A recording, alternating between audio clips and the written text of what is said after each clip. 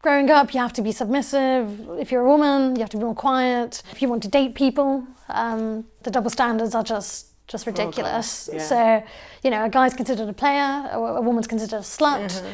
And then if she doesn't want to date you, she's considered a prude. Yeah.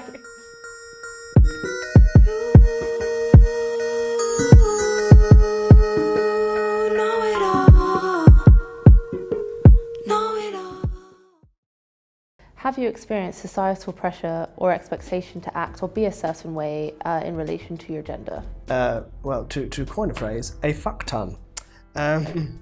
Yeah, and it gets boring. It gets really boring. I can imagine. People assume your gender and then they think there are certain acts and behaviours that need to go along with that, and it's kind of corrosive and it's crippling and it's just needs to die. Have you experienced societal pressure and expectation? If I'm like presenting as feminine and if I'm being feminine, then I get judged in a very particular kind of way. And like as I was saying to you before, it's like, you know, all of these like tiring questions about, is there enough makeup? Is there too much makeup? It's like, you know, am I, you know, is this dress too long? Is it too short? Is my top too low cut? Is it like not like, and like all of these different things that you have to think about in like relation to your appearance, and it's kind of unacceptable. Oh, the dressing thing. We always start with that. It's like, oh, if you dress like this, then it's going to attract attention of men, and that's you're looking for it. It's like, I don't know, maybe today I'm just feeling myself. Like, I don't know, today I'm just like, I want to wear this. And it's that thing of, again, like, oh, because, again, you're a female, then if you do that, that means you're this kind of person. A man, I mean, I know there's other pressures with men as well, with the masculinity and stuff, but it's like, I don't know, you go out, it's like, okay, yeah, he does that. Oh, he does something, oh, it's jokes, yeah, oh, bands. Like, it's a bit of that. Whereas, like, a female's just always like, it dresses like a slut, like a little bit. Like, You're the slut or you're prude. yeah, basically. Pretty like, much. I just want to live my life. Yeah. Yeah, so I do think, like, there's definitely a way you should be acting based on your gender, and like, you know, for a man it'd be like, oh, you know, you can't be a man and do this. Yeah. Man is a breadwinner and the woman is like this at home, and nothing wrong with those ideas. Like, I think I was having a conversation with this with some friends. I'm like, I'm all for that if that's what you want to do. What I disagree with is that that's like, society's like, oh, okay, you know, you have to be the stay-at-home mum. Oh, you want to be a stay-at-home dad? Wow, how unusual, really? Oh, does she wear the trousers? Yeah. That's what I would say. What about you? Do you feel you have to act or behave a certain way based on your gender? Yes, definitely. From experience, when I was growing up, I come from a very sporty family, so I was a huge tomboy. I loved playing football almost every day. I would lie to people and tell people when I grow up I want to be a doctor, because being Asian, that was like, you know, the normal thing to do. But secretly, I actually wanted to play football, and I wanted to be a football player. As I got older, the pressure got to me and I stopped kind of playing because my family wanted me to focus on academia.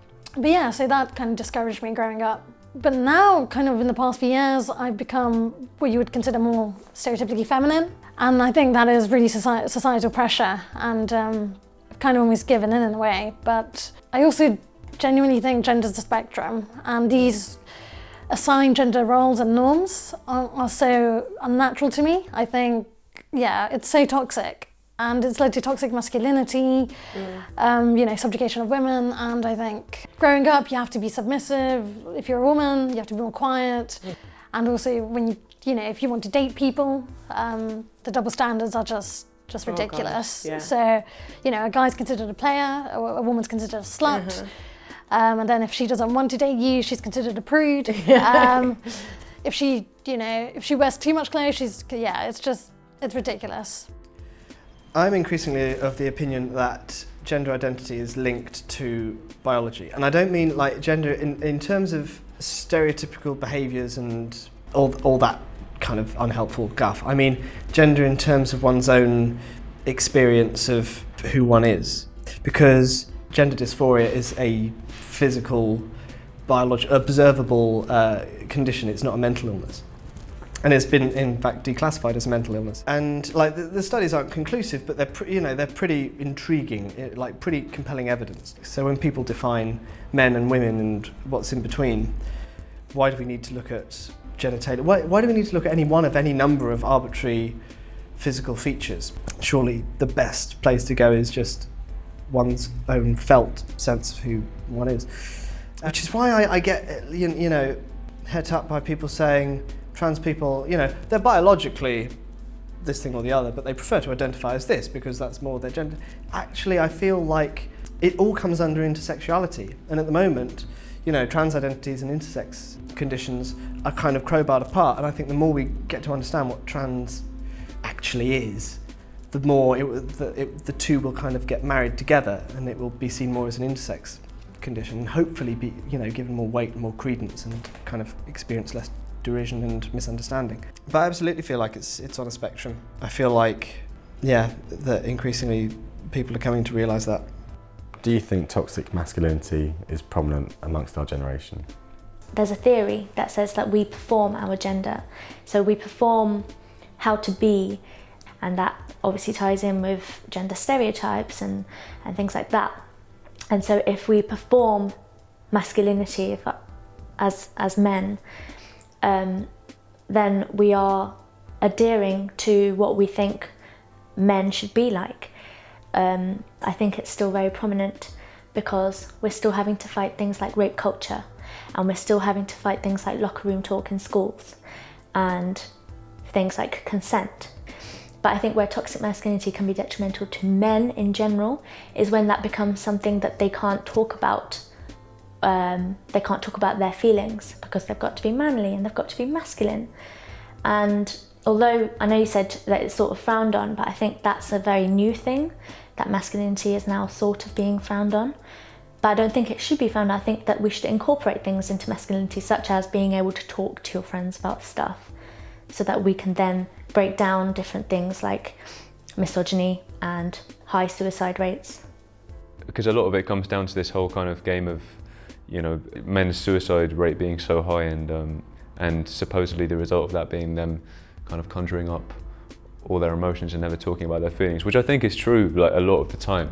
But I also think I think it's been oversimplified in the sense that it's kind of sold as talking about your feelings is the answer. But I think in my experience of talking about my own feelings with people related to mental health and stuff, I think it's a two-sided thing. You can't just tell people to talk about their feelings and expect everything to be okay. I think you need to actually help people on the receiving end of that to understand with how to deal with it, because I think a lot of people are so unfamiliar with the whole notion of a guy talking about his feelings and trying to seek help in others. I think that women can perpetuate it as much. I can think of examples where I've said things that the second I've said them have sort of shocked me. For example, a friend made her boyfriend's kid a cake. He had requested that he wanted a unicorn cake. And before I had even thought about what I was going to say, I just said, a unicorn cake, that's quite girly, isn't it? And this is like a 5-year-old kid, you know, it's like, yeah. And I was horrified at myself, but that just automatically came up. And so that's if that's the sort of thing that I'm putting onto a 5-year-old kid, what's the rest of society? And then that's obviously those little things build up over and over again, where people feel like they can't say that they want a unicorn cake, or and then I've spent time with my brother and his friends, and their group dynamic is quite awful to be around. They just seem to spend it from going like taking the mick out of one person to the next, and it just sort of goes around in a circle. And I just said to them, I was like, do you not ever just sit down and have a conversation? And then I think that has an effect on how men communicate with each other, and also how they're perceived. Men don't feel like they can talk about their feelings, but also they feel like they don't fit into this idea of what being masculine is. And I think that's another thing. It's not just the bottling up of emotions, but it's also having this list of things that you're supposed to be. Again, labels, and can be very detrimental. Men are expected to be tough and hard and keep everything to themselves and be stable and together. There's a massive mental health issue with men, you know, committing suicide because they just aren't capable of like talking about the shit that they're dealing with. So it's obviously it's a real problem. I think you just need to get on with it and just. No, that's actually not. That's wrong. That's totally wrong. That's like completely contrary to just man up. You just need a man up. That's what I think. That is funny. Oh dear. I just think men need to just be. Who cares what people think, and just talk about your feelings and cry if you want to. Yeah, a few years ago I had a girl. I took a girl out on a date, and it didn't go as smooth as I thought it was gonna go.